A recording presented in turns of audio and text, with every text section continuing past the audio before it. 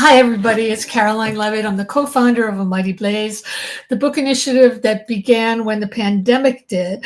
And our goal was to connect indie bookstores with readers, with writers, and just create a community. And to our surprise, we are now 5 years old. We were in kindergarten and we're going strong. Today is a really incredible author who I absolutely love, Tova Mirvis. This is her gorgeous cover, which we will talk about. I'm going to introduce her, and then we're going to talk for a half hour. But I want to alert everybody that if you look at the chat, I've put in links to make it really easy for you to buy Tova's book, any of her books, all wonderful, and or any book at all. Please do that. If you have comments, questions, thoughts, whatever, you just want to say hi, pop it in the chat, and I'll get to it, and that would be really, really great. Also, this interview will be recorded, and it's going to be on our YouTube station, a Mighty Blaze YouTube station. So if you miss part of it or you want to tell your friends, we would love for you to do that. That's really great. Okay, so let me start. Tova Mirvis is the author of the memoir, The Book of Separation, which was absolutely spectacular, as well as 4 novels, which are also spectacular. Visible City, The Outside World, and The Ladies' Auxiliary, which was a national bestseller. Her essays have appeared in the New York Times, Boston Magazine, and Real Simple. And her fiction has been broadcast on NPR. So let me show you this gorgeous cover again. We Would Never is about Haley, a woman who comes under suspicion for the murder of her soon-to-be ex-husband. It's like full throttle, high action, grabs you by the throat, and it's also so beautifully written that it's literary as well. There's lots of reasons for Haley to be charged. You know, there's a messy custody battle, the separation was really bad, and Haley wants to relocate to Florida so she can be near her family, including her mother, who is not so happy about the ex-brother. Her older brother is down there too. He hates seeing her suffer. And there's kind of a patriarch named Solomon, who's a guy with a secret. So let's look at the raves first, and then I swear I'll shut up and I'll let Tova talk. Thrillingly plotted and exquisitely imagined, We Would Never is a masterful portrait of a family and its many secrets, a relentlessly intelligent barn burner of a book from the sublime Claire Dederer. Elizabeth Graver says, it's a fascinating fever dream of a novel about the gifts and costs of family loyalty. Christopher Castellani says, deeply satisfying. Mirvis dares you never to say never. That's such a great blurb. And finally, from Tom Parada, gripping and illuminating. So welcome, Tova. I'm so happy that you're here with your wonderful book. It's just extraordinary. So I want to start off right off the bat. I hate when people say, where do you get your ideas? Because, you know, it's like we don't pop them out of our head. Mm-hmm. So a better question for me is, what was haunting you, or what was like making you feel like I have to write this book? Was it, I understand that the idea marinated for a while before you wrote it. Can you tell us the story? Sure. I mean, it definitely felt like a haunting. I feel like that's the perfect word, really. Yeah. And it was a haunting of a true crime story. I'm really not much of a true crime person. I, read some mysteries, but, it's not really my thing. But there was, I guess about 10 years ago, someone who I had a very tangential connection to was murdered, which I found about on Facebook. I started seeing all the people writing things like, so sorry this happened to you, man. And, of course I was shocked, and I was like, what happened? And so I started looking up, Googling it. And I learned that this man who was a law professor at Florida State had been murdered, shot in his car. And obviously I was horrified. And I was also really curious, what had happened. And so I started reading the news articles, and some of them speculated that maybe he was killed by a student who was upset about a bad grade. And then there was this one theory that maybe it was like a rival legal scholar who disagreed with his constitutional law opinions. I was like, I don't know about that. And then, I was like, maybe. And then the last line of one of these articles, I remember when I read it, it said that he had been embroiled in a contentious divorce. Wow. At that moment, 10 years ago, I was just on the tail end of a very contentious divorce. And I just felt like that sentence was like the bleeding heart of this story. I just felt like that is where the heat is. And so I followed the story. I was writing my memoir at the time, and then I started writing another novel. And I guess in those like long procrastinatory writerly moments, I would go down the rabbit hole of this story. I would take a break from the novel I was working on, and it just didn't have that like heat for me. It was kind of interesting, I guess, maybe on some level, but I didn't feel like that like match striking like the sandpapery parts of yourself feeling. And Right, right. but this story, like I felt like I had to understand it. And eventually the ex-wife's family was implicated and members of them were arrested. And it was about a divorce that just spiraled wildly out of control. And they were like a seemingly ordinary, nice family of dentists in South Florida.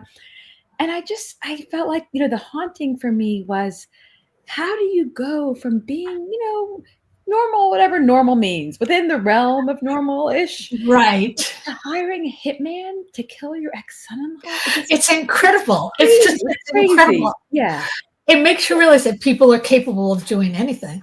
Right. That's what I felt like. I felt like these people, I'm sure if you had told them a few years earlier that you would be in the process of, on the search for a hitman, you would have been like, no, we would never do such a thing. And I just felt like, how do you do that? How do you escalate, or how does divorce, how does love in a marriage turn to such rage and hatred? And how do people like lose their moral compass so fully, Right. so That's right. violently? And I felt like, I read everything, every YouTube video, every comment on every YouTube video. You saw them on video? What was that like? I mean, it's amazing what you can find. You can find everything. I could find interrogation videos. I could find family letters. I could find family wedding photos. I mean, if you put your mind to it, you can turn up everything, but nothing. I feel like no matter what I Googled, I never got their inner lives. Like, you never get their souls or their hearts. You just get the outer version. And I think, I came to feel that fiction is the only way to do that. It's why I love to write and read. Only fiction can go inside. And so I decided to take that, the bones of this story, to take my sort of obsessiveness, or my haunting, really, as you say, and use it to turn it into a novel. That's incredible. Do any of the people involved know that you wrote this book? It came out 1 week ago, so oh, that's so great. That came out. Great. So I don't know. I've thought a lot about writers always, take and borrow and steal. We're magpies. Usually from people we know, or anyone, I guess, if you're anyone. But this story, I felt, I wrestled with that question of what it meant to be using such a visible true crime story. But I felt like it was a story that it was in the public domain. It's been told in trashy true crime stuff. It's been told in podcasts. It's been told in, sort of tell-all nonfiction, like sort of like sensationalist versions of it. But I felt like no one was telling it from like the literary fiction point of view. What matters is the characters. That's right. That's right. So, I wonder if, one of them is in jail. Actually, 4 people are serving life sentences. The mother in the story is awaiting trial in June. And so I don't know. They probably have a lot of reading time, but I don't know if they know that. I don't know. I could send them a copy, I guess. Well, you're protected. I mean, you're protected as long as you don't like describe their appearance and all this kind of stuff. Right. You're fine. I changed many things. And this story was in the public domain. I mean, there was a story that had entered the public. I feel like if there's a Dateline special about you, you're in the public domain. And in some ways, I think in order to write fiction, you have to love some part of them. You have to find humanity. And so in some ways I feel, one of the things I worried about in writing about them was, am I being too sympathetic? Am I being too generous? Because you have to love something about everyone. And I did. Right. I felt for them. I felt like I had to give them this weird kind of writer's benefit of the doubt, where like at the start of the book, they hadn't yet done anything wrong. Maybe they were a little intrusive, a little overprotective. They were like a normal dysfunctional family in the beginning. And I felt like I had to treat them as people who could still turn back. They could still change their minds, and to really go in search of their pain and their wounds and their humanity, and try to put that on the page as much as possible. That's exactly. No villain thinks they're a villain. People do what they feel they Right. have to do or they need to do. Yeah. So this book is really so much about how far we might be willing to go to protect our own family, but it's also about how far we'd go to protect ourself and what we want and how we can stretch our moral compass to do that.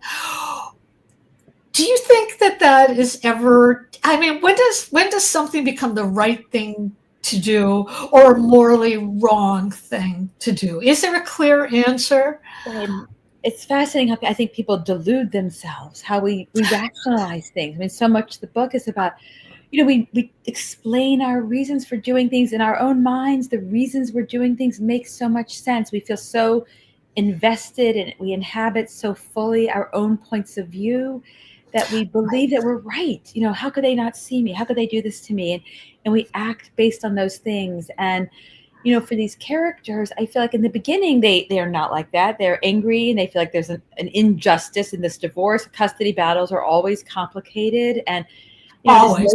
it is no fun to get divorced. And it's No. it's almost, I feel like divorce is in some way a war of perspectives of whose side are you on and who gets to tell the story and whose story will the onlookers believe.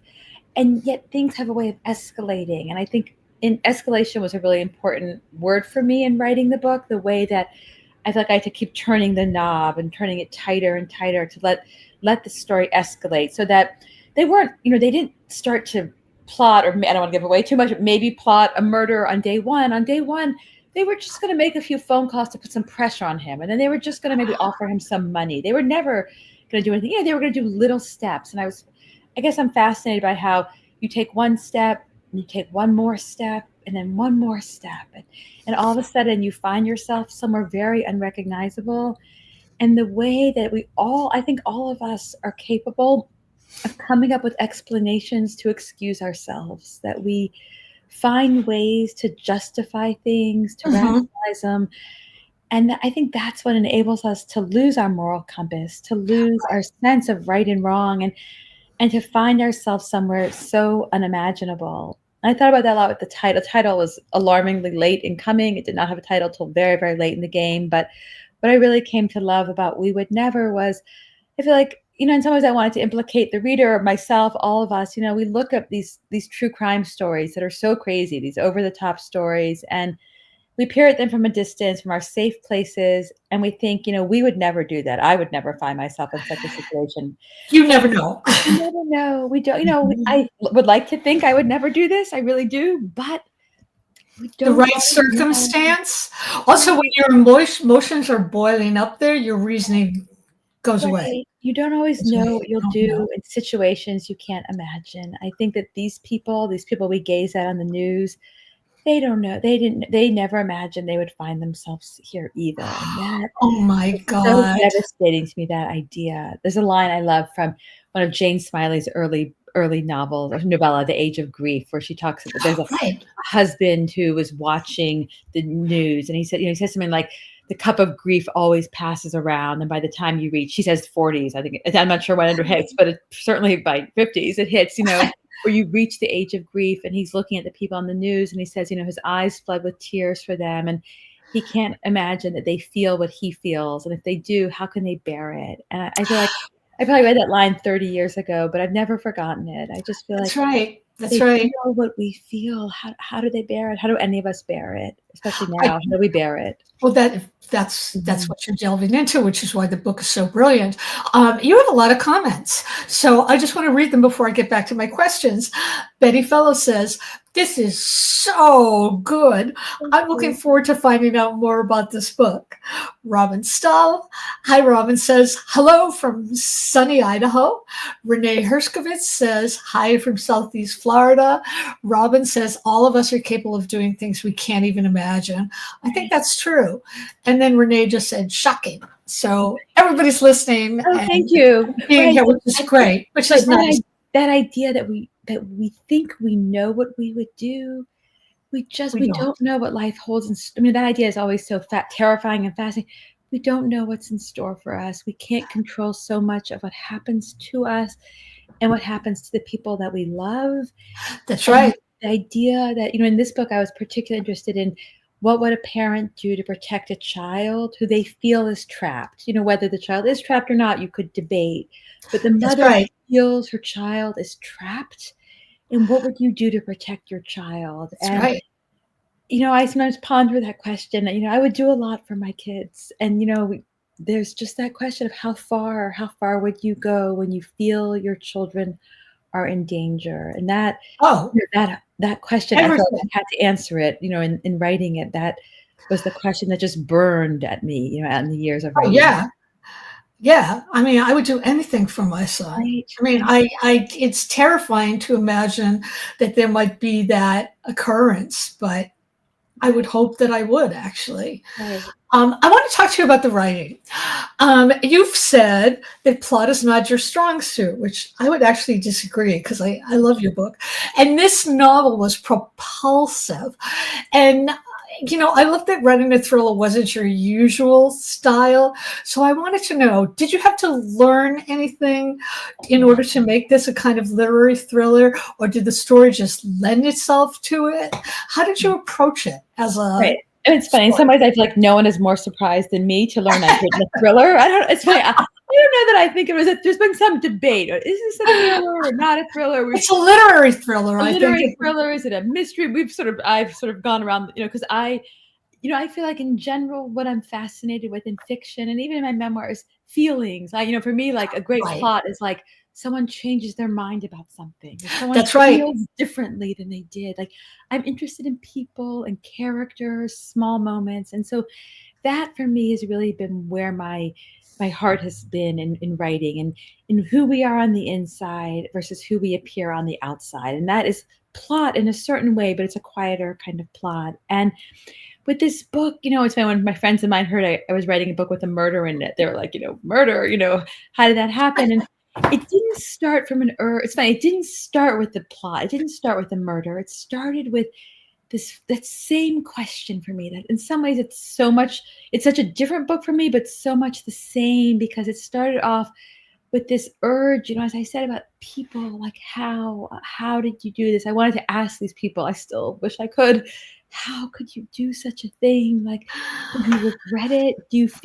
What do you feel now? And so the feelings and the emotions were the thing I was most interested in. And yet, because I was going to use the true story, I think the greatest gift you can give a writer is a plot. It was like, Right. oh my God, like a plot. I have a plot. So it was I know.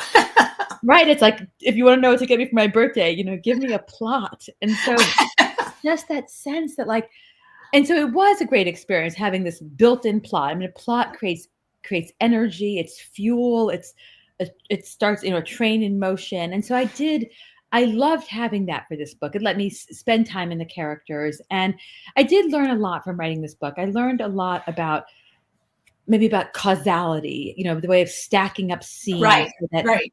this happens, which causes this happens, which causes this happens. I thought constantly about those ball sculptures, a ball rolls down a ramp, which turns a lever, which opens a gate. I feel like I wanted the plot to feel like that I was going to push the ball in motion, and then I was going to let everything roll downhill. And so it was, I feel like, sometimes when I hear people are like, Tova's thriller, I'm like, thriller? Okay. But, That's great. It's great. but it's, I think plot is what people do. The idea that people feel things and ruminate. I'm a huge fan of ruminating, or maybe not a fan of it, but certainly spend most of my day ruminating about things.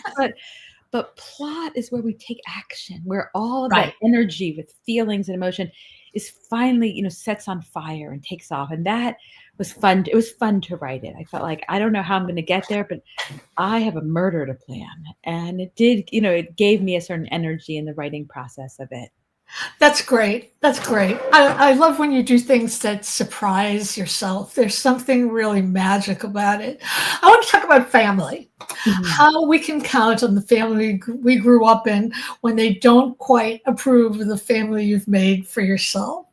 Your heroine goes back to Florida with her close-knit family, and it's not that easy for Haley. Can you talk about that? Sure. I mean, family is really the center of it and family dynamics. And I was really taken with the notion that, every child grows up in a different version of their parents. There's no one version that, and so there are three kids in the novel. There's Haley and then Nate, the older Mhm. brother, and they have a middle son, Adam, who is really estranged from the family. And for each of them, they have a very different relationship to one another and to their parents. And I was really interested in those dynamics and the ways that we carry the wounds from our childhood into our grown-up lives, the sort of grievances of teasing, of being a kid, or the way every child in some sense has a role they're supposed to play. And Haley is the good girl. She's, their mother Right. refers to her as sunshine. That's the job she's ascribed to in the family, to be the one who everyone loves and everyone gets along with, who smiles all the time, the good girl, which is a theme that I've written about, I guess, in my memoir. The idea of being the good girl Right. pushes my buttons in a lot of ways also. And divorce unmoors everything. It doesn't just unmoor a marriage, it unmoors every family relationship, every friend Right. relationship. And so the divorce became a way to shake up some of these family dynamics where they had to re-examine their loyalties. And Haley really had to re-examine not just what it meant to have her marriage come to an end, but her role in the family of being this good girl and doing what was expected of her. Her brother Nate often says to her, there's a moment, Haley, when you're going to explode, when that good girlness is going to come up, sort of be pushed aside, and we're going to see some other side of you. And that was really interesting to me, the idea that we all harbor other parts of ourselves inside, Yeah.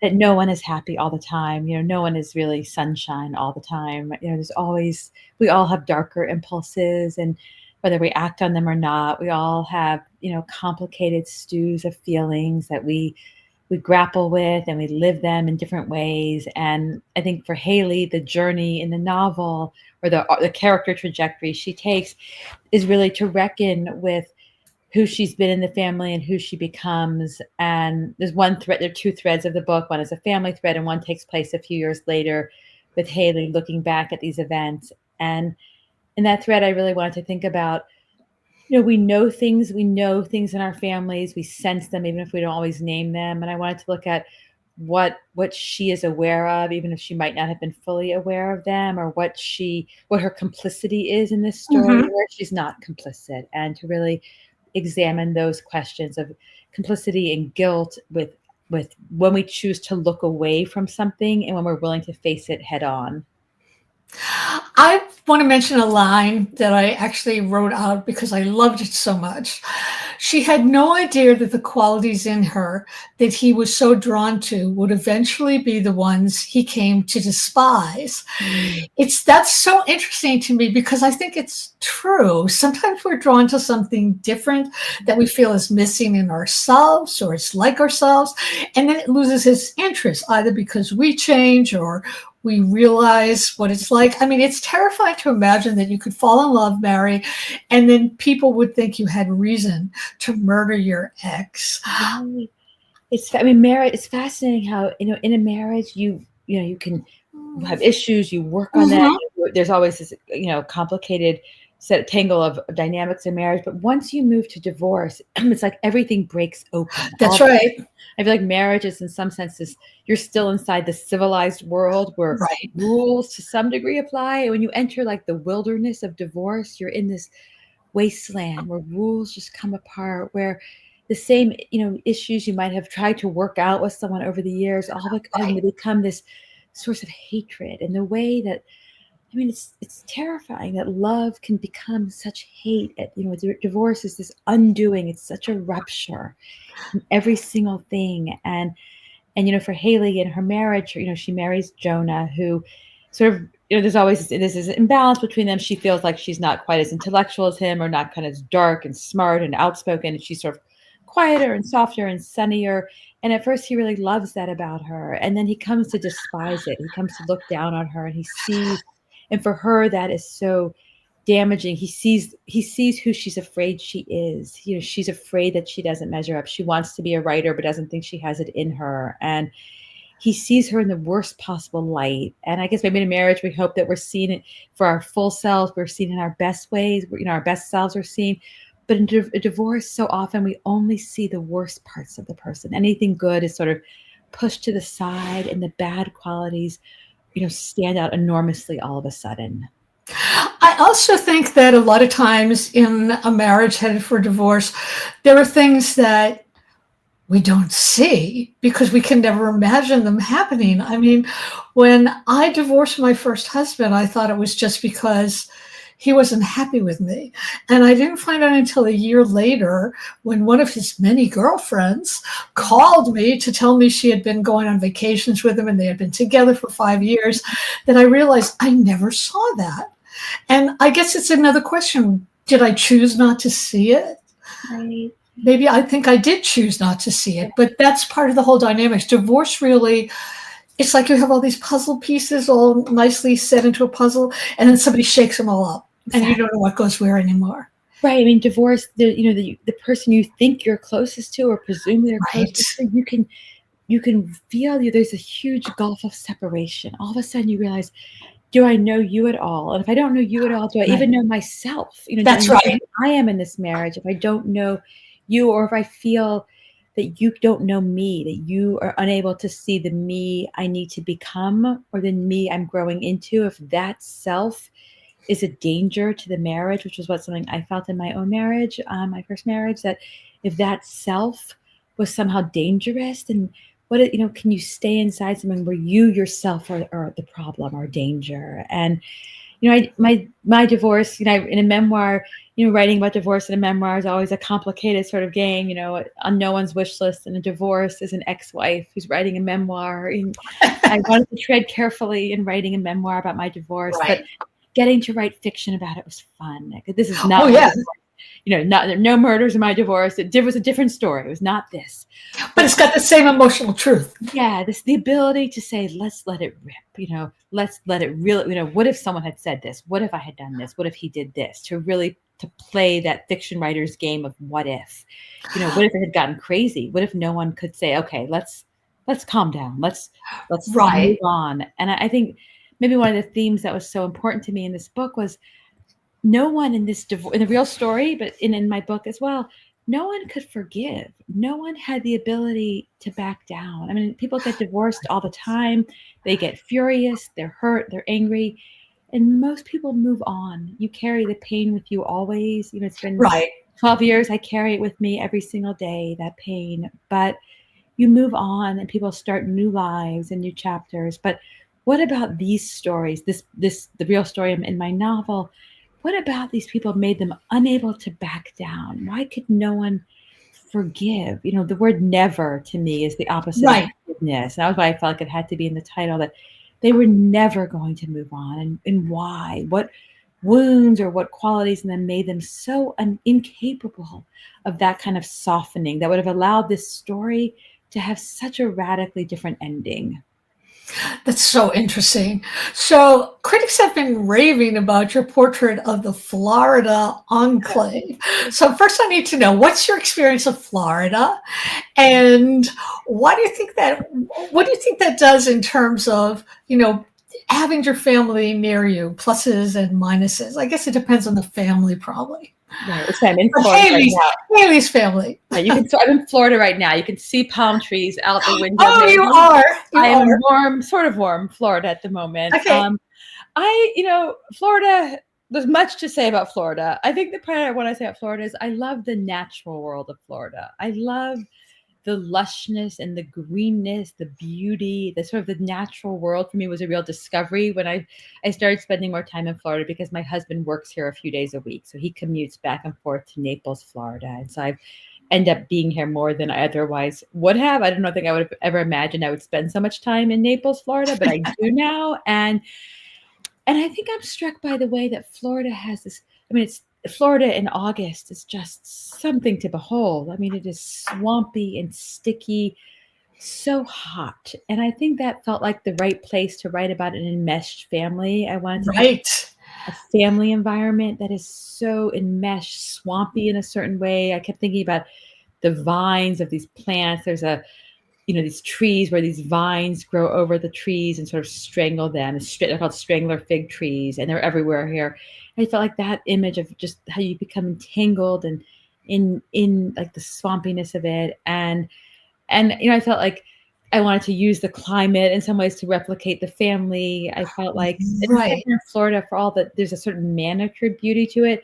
I feel like it also has a wildness. At any moment, there's like, there's storms and alligators and just crazy down here that has the possibility to like sweep through and overturn this sort of manicured world. And so that I think that was probably my favorite part in writing the book, getting to describe the sort of lushness of Sherry's garden or the swimming pool, or just the sense of, I feel like it was a book that has a heat to it. The story's overheated, the characters Right. That's right. overheated, and I wanted to really, maybe writing it, from my cold Boston environment, it was a way to, I wrote a lot of it during the pandemic. It was a way to sort of transport myself out of Boston into this just sort of almost like tropical jungle climate.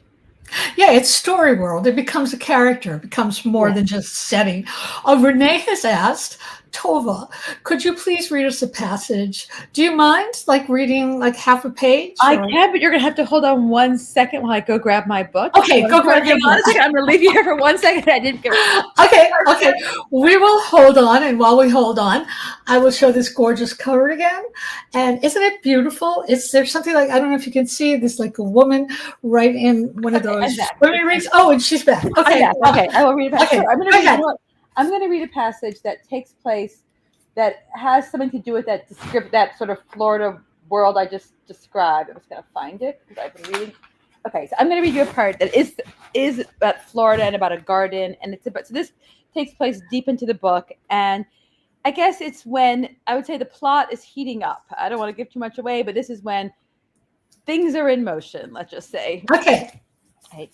Sherry walked away from the pool area, away from the sound of people talking, away from the white orchids, the floating candles, and the strings of lights. She followed the illuminated stone pathway deeper into the garden.